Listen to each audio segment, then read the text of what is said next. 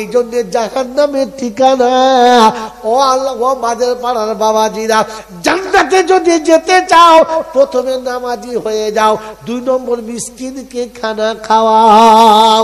মিসকিনকে খানা খাওয়াবো ইনশাআল্লাহ। আগে খাওয়াতেন না, হে জোরে বলেন, খাওয়াতেন না। মিসকিনকে খানা খাওয়ালে আপনি জান্নাতে যাবেন। আল্লাহর নবী বলেছেন, এতিম মিসকিনকে যে কোলের কাছে বসিয়ে খানা খাওয়াবে, আমি আর সে জান্নাতে এমনি পাশাপাশি থাকবো, দুজন কোনোদিন দূরে থাকবো না। এই খবরটা যেদিন আল্লাহর নবী দিয়েছে, মদিনার জমিনে বসে বসে সঙ্গে সঙ্গে চাঁদ তৈরি হয়েছে। সাহাবীরা ঠিক করে নিয়েছে, কে কজন বিধবা আছে খবর নাও, কজন এতিম আছে খবর নাও। সাহাবী তৈরি হয়ে গেছে, কিয়ামতের নবীর গায়ে গা লাগিয়ে বসবো, রাসূলের কাছাকাছি বসবো, রাসূলের পাশে বসবে যারা, নিরাপদে বেহিসাব জান্নাতি হবে তারা। সুবহানাল্লাহ। ও বাপজিরা, সোনার আল্লাহরা, আমার জ্ঞানী জনেরা, বুদ্ধিজীবীরা, আমার বাবাজিরা, আমার সোনামণি মায়েরা, বোনেরা, বিশ্বনবীর খবরটা শুনিয়ে দিয়েছে। এতিমকে যারা খানা খাওয়াবে, একটা লিস্ট তৈরি হলো, মদিনার মসজিদের লিস্টটা ঝুলিয়ে দেওয়া হলো। সঙ্গে সঙ্গে লিখলো, হাজা ফালা ইবনে ফালা, অমুকের বেটা অমুক, অমুকের বেটা অমুক, এর জিম্মেদারি ওর জিম্মেদারি। লিস্ট পূর্ণ হয়ে গেছে। হয়তো ওমরে ফারুক টুক টুক টুক টুক করে চলে গেছে, ওমরে ফারুক টুক টুক টুক টুক করে গেছে। আমি ওই কিন্তু নবীর পাশে থাকবো, দেখি কোন জায়গাতে ফাঁকা আছে। গোটা লিস্ট দেখে পূর্ণ হয়ে গেছে, বাকি নেই। নিচে একটা সরু করে ঝিলঝিল করছে ফাঁকা জায়গা, ওই জায়গাতে কারোর নাম নাই। উনি দেখেই বললেন আলহামদুলিল্লাহ। কি বললেন?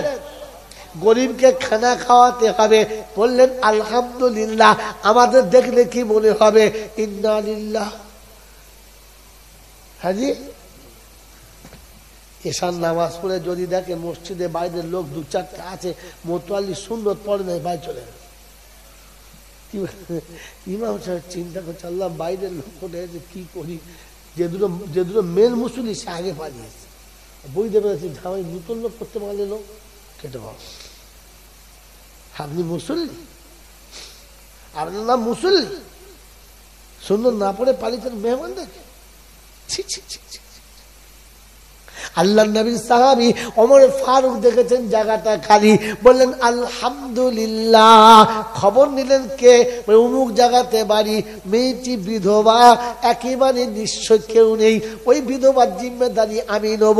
তাই চিন্তা করে নাম লিখবো না, প্রথম কাজ করব, তারপরে নাম লিখবো। আমাদের তো আগে নাম লেখে, পরে কাজ করি না। দেন ওমর ফারুক বলে, আমি কাজ করে নিই।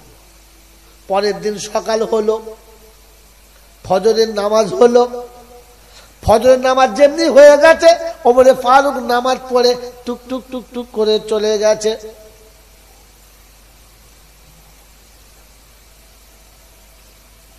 আমার বাবাজিরা, আমার আল্লাহওয়ালা ভাইরা, টুক টুক টুক টুক করে চলে গেছে।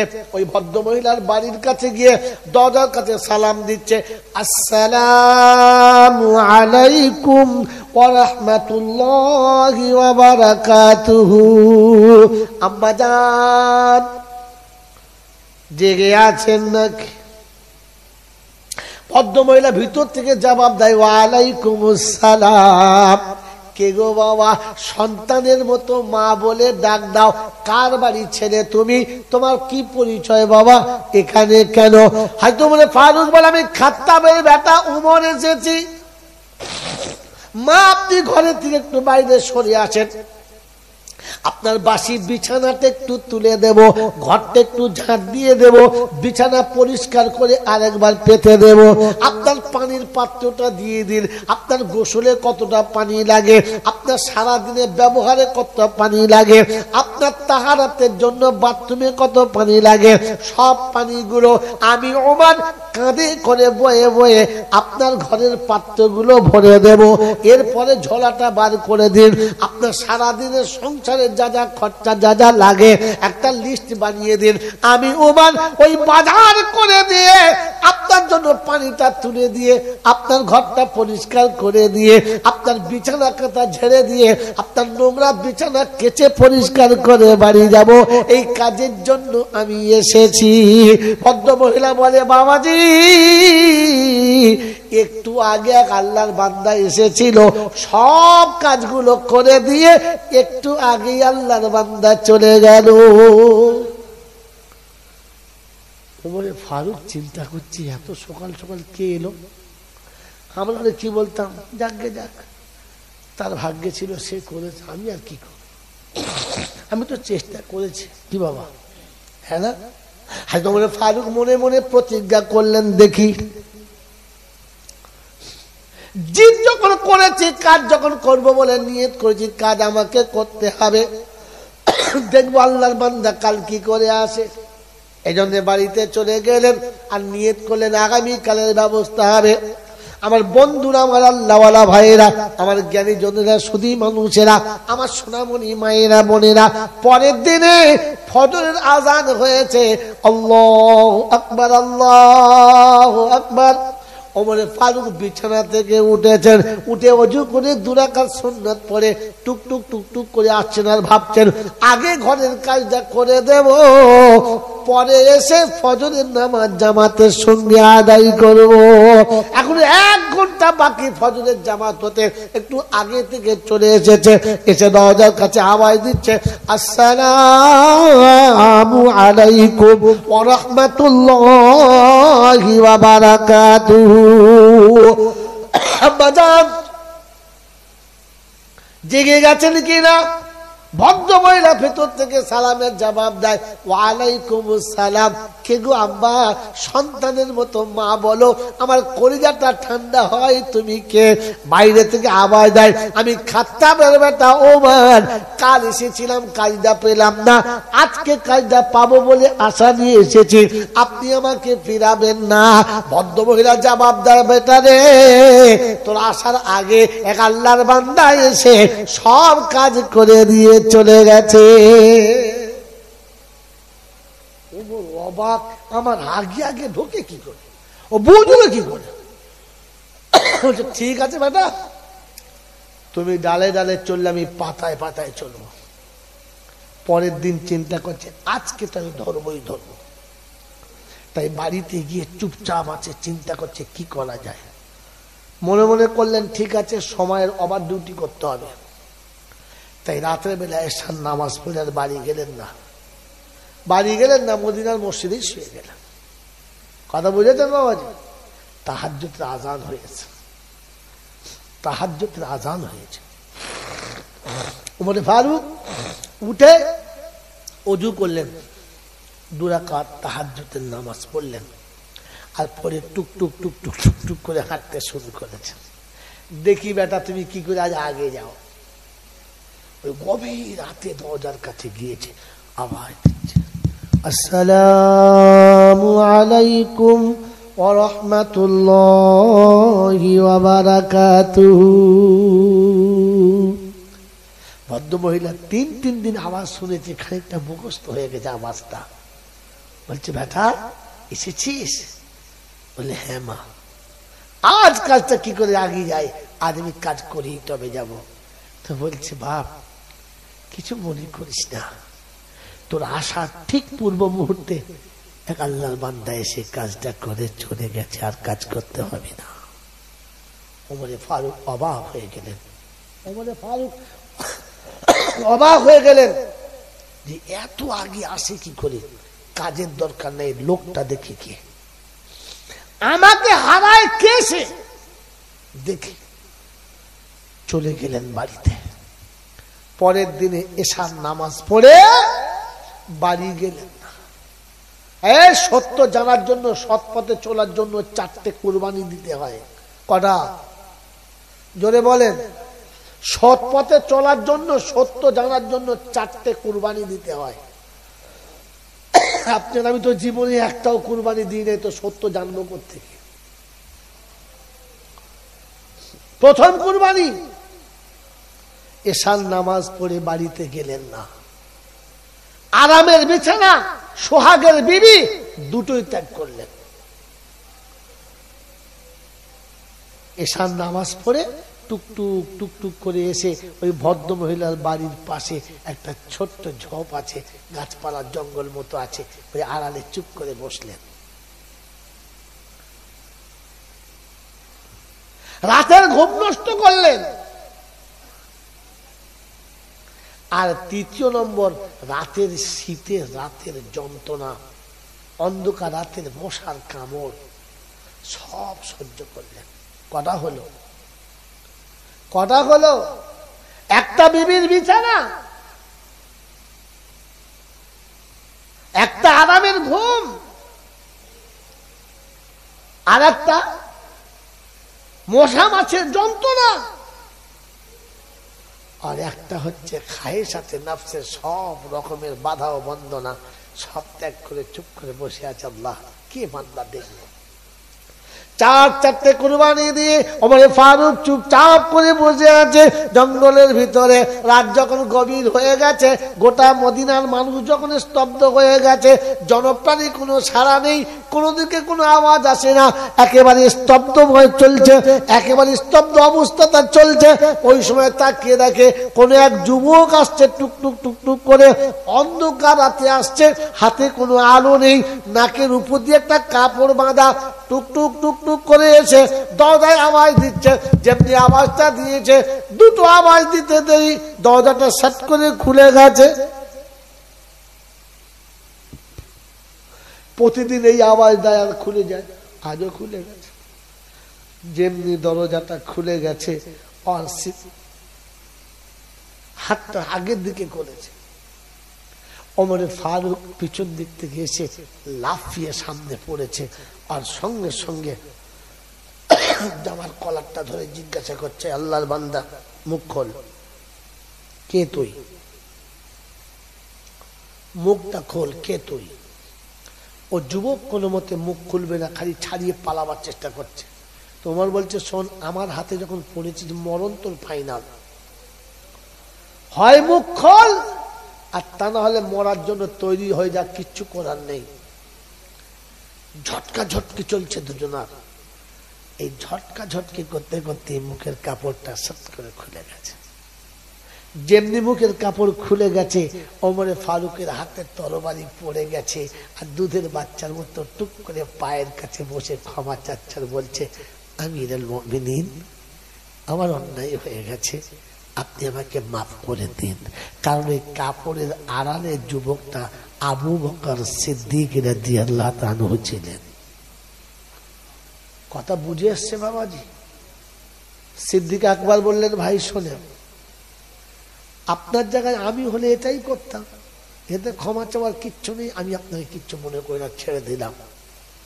হয়তো মানে ফারুক বলছেন, আমিরুল মুমিনিন, এই কাজটা আপনি আমাদের বলতে পারতেন, আমরা কি সব মরে গিয়েছিলাম যে এতটা রাতে আপনার মতো মানুষকে সেই কাজটা করতে হবে? তো সিদ্দিক আকবরকে জবাব দিচ্ছেন, জানেন বন্ধুরে, জীবনে অনেক পাপ করেছি, লোকে জানে, আর কিছু অন্যায় এমন করেছি যেটা শুধু আমি জানি আর আল্লাহ জানে, আর কেউ জানে না। তাই কিছু নেক আমাল এমন করতে চাচ্ছিলাম গোপনে, যেটা আমি জানবো আর আল্লাহ জানবে, আর কেউ জানবে না। কিন্তু আজ সেটা ওপেন হয়ে গেল ওমর, সেটা আমি আর গোপন করতে পারলাম না। আমিরুল মুমিনের ভাষা শুনে ওমর চুপচাপ।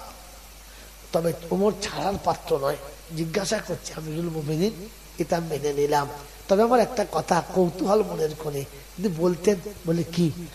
এতটা রাতে এই দুর্গম পথে আপনি একটা জুতো ব্যবহার করলেন না? খালি পায়ে কেন আসছিলেন? কত কাঁটা, কত কাঁচ, কত কষ্টদায়ক জিনিস পড়ে আছে, পা কেটে যাবে, একটা আলো নিয়ে আসলেন না? একটা টর্চ আনতে পারলেন না? তো সেদিন আমিরুল মুমিনিন আবু বকর সিদ্দিক শোনাচ্ছেন, এই যুবকেরা,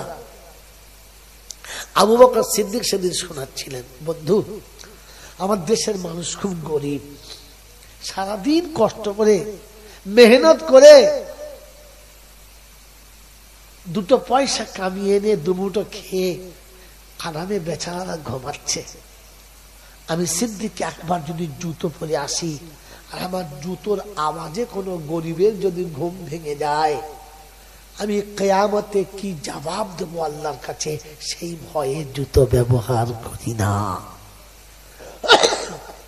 বাবাজিরা, সোনারা, আজ আমাদের ঘরে দুটো পয়সা হলে মোটর সাইকেলে সাইলেন্সার পাইপ খুলে যায়, লোকে বোঝে যে হ্যাঁ ফলেনার বেটা যাচ্ছে।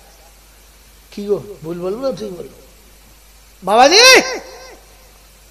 যখন রাস্তা দিয়ে চলেছে তো মোড়ের মাথায় স্কুলের কাছে এত জোরে হর্ন মেরেছে, স্কুলের ছেলে পড়াশোনা বাদ দিয়ে শুধু ওই দেখছে, লোকে বোঝে যে হ্যাঁ ফলেনার বেটা যাচ্ছে। আমার বাবাজিরা, আমার শোনাচ্ছেন বন্ধুরা, আমার আল্লাহওয়ালা ভাইরা, আমার জ্ঞানের জন্য সুধী মানুষেরা, আমার সোনামণি মায়েরা বোনেরা, ঠান্ডা মাথায় শোনেন যে আমিরুল মুমিনিন সেদিন শোনাচ্ছে। আমি এই জন্য ব্যবহার করি না যে রাতের অন্ধকারে আলোর ছটাতে কিংবা পায়ের আওয়াজে কারোর ঘুমরা যেন ভেঙে যায়। অনুরোধ করে বলে যাচ্ছি মাঝের পাড়ার বন্ধুরা, মাঝের পাড়া বলেন তো, মাঝের পাড়ার বন্ধুরা জলসা দিচ্ছেন, আপনি এমন আলো জ্বালবেন না যে কোনো গরিবের ঘরের কোনো অসুস্থ মানুষ যেন আপনার আলোতে কষ্ট না পায়। অতটা মাইক পাড়া দিয়ে ছড়াবেন না যে যাদের বাড়ি অসুস্থ রুগী আছে, আপনার মাইকের কারণে রুগীর কষ্ট হচ্ছে।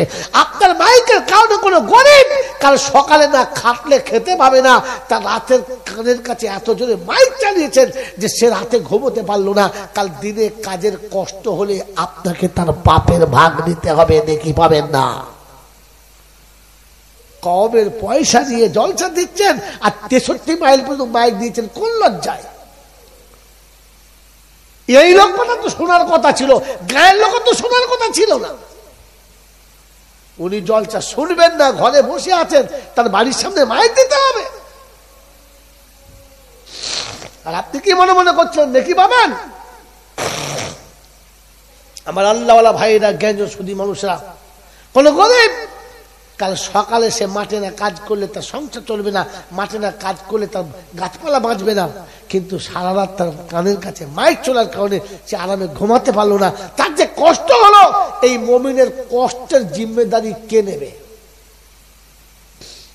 মনে থাকবেন ইনশাআল্লাহ, মনে থাকবেন ইনশাআল্লাহ। তো এতিমকে খানা খাওয়ানোর জন্য, এতিমকে খানা খাওয়ানোর জন্য আবু বকর সিদ্দিক রাতের বেলা প্রতিযোগিতা করে, ওমর প্রতিযোগিতা করে, বলেন আমি আর আপনি এতিমের খানা খাওয়াবো, হ্যাঁ না না? জোরে বলেন। এতদিন খাওয়াতেন না, এবার খাওয়াবেন। কারণ জাহান্নামে যাওয়ার একটা কারণ হচ্ছে যে আপনার অর্থ থাকার পরে আপনি এতিমকে খানা খাওয়ান নাই। খানা খাইয়েছেন চুরি করা টাকা, বোনের সম্পত্তি মারা টাকা, নিজের ভাইয়ের সম্পত্তি মারা টাকা, কিংবা সুদের টাকা বেশ মোটা করে বান্ডিল করে হজে যাচ্ছে, গোটা গ্রামের লোককে ভয়সা জবাই করে খাওয়াচ্ছে। একবার 4টে গরু জবাই করে গোটা পাড়ার লোকের খাইয়েছে। নামাজি বেনামাজি, পেচ্ছাপ করামালা বিনা পেচ্ছাপের দূর দূর দূর দূর করে খাচ্ছে। আর সবাই দোয়া করছে, হাজি সাহেব যাচ্ছে, আলহাজ আলহাজ হুজ্জাজ। ফেরেশতারা বলছে কি মজা, খালি কবরে যেতে দে, এমন গুজ্জাজ মারবো, এমন গুজ্জাজ মারবো, হুজ্জাজ বার করে ছেড়ে দেবো সেদিন। গোটা জিন্দিগি ভর ইসলামের ধার দিয়ে চলে নাই, আর আজকে খালি তকবির দিয়ে পাড়া লোকের খাওয়াচ্ছ। এতিমকে খাইয়ে যাও, কাকে খাওয়াবে বলো? কাকে খাওয়াবে? এতিম মিসকিনকে খাওয়াবে ইনশাআল্লাহ। জোরে বলেন খাওয়াবে ইনশাআল্লাহ। হাত তুলে বলেন, হাত তুলে বলেন কে কে খাওয়াবে, হাত তুলেন দেখি একবার, দেখি একবার বলেন। এতিমের খাওয়ানো কি ফরজ? এতিমকে খাওয়ানো কি ফরজ? আর এতিমের মাল খাওয়া কি?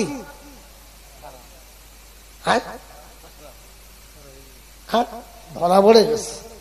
এই এতিমের মাল খাওয়া কি হারাম? বলেন বলেন, এতিমের মাল খাওয়া কি? খাবো ইনশাল্লাহ। কে কে খাবেন হাত তোলে? খাবেন না? বলেন কসম আল্লাহ খাবেন না? কথা বলে বলেন এতিমের মাল খাবেন? পাক্কা ওয়াদা? আর বলে না, বলেন ওয়াদা? ওয়াদা পাক্কা? খুদা পৃথিবীর কেউ দেখে নাই, তুই দেখছিস। লা তারাহুল উয়ুন ওয়ালা তুখালিতুহু যুনুন। তোকে তো তপস্যা করে ধরাও যায় না, আর তুই সব দেখতে পাস, তোকে কেউ দেখতেও পায় না। ওই আল্লাহ, তোর বান্দা ওয়াদা করছে এতিমের মাল খাবে না। বন্ধু, পাড়াতে কোনো যুবক মরে গেলে মিলাদ হবে তো? হবে না, হবে না। ওই যুবকের ছোট্ট ছোট্ট দুটো বাচ্চা রেখে চলে গেছে। বিবি বিধবা, বিবি চিরতরে বিধবা, বাপ নেই, মা নেই, একটা ভাই আছে, তা ভালো চোখে দেখে না, স্বামী চলে গেছে, শাশুড়ি শ্বশুর নেই। বন্ধু, যখন স্বামী মরে গেছে, ওই মেয়েটার আর বাঁচার ইচ্ছা আছে? আছে। চোখের পানিতে বুকটা ভেসে গেছে, রাত আর দিনটা সমান হয়ে গেছে, শুধু চোখের পানি ঝরছে আর পানি ঝরছে। দুটো কচি বাচ্চা কুকুর বিড়ালের মতো দুদিকে পড়ে আছে মায়ের মুখের দিকে তাকিয়ে। দাফন হয়ে গেল, একদিন চলে গেল, দুদিন চলে গেল, চোখ মুখ শুকিয়ে গেল, আকাশ যেন মাথার উপরে নেমে গেল, সূর্য যেন একেবারে অন্ধকার হয়ে গেল, অন্ধ হয়ে গেল। পাড়ার বুড়ি বুড়ি মেয়েরা এসে তৃতীয় দিনে বোঝালো, হ্যাঁ মা, এত কাঁদলে হবে, তোকে কোমরে কাপড় বেঁধে বাঁচতে হবে। ওই বেচারি অঝরে কাঞ্চার বলছে, চাচিমা আর বাঁচার কথা বলো না, আমি বাঁচবো তো কি করে বাঁচবো, আমি বাঁচবো তো কার জন্যে বাঁচবো? তো বলেছে, কেন, তোর কচি কচি দুটো বাচ্চা আছে, এদের কথা ভেবে তোকে বাঁচতে হবে, ওদেরকে বড় করতে হবে। বললে, আল্লাহ ওদের যা ব্যবস্থা করবে করবে, আর আমার ইচ্ছা নেই। বলে, না মা, ও কথা বলতে নেই। শোন, এই দুদিন হয়ে গেছে তোর স্বামী চলে গেছে, তুই এত কাঁদলে তোর স্বামী কষ্ট পাবে।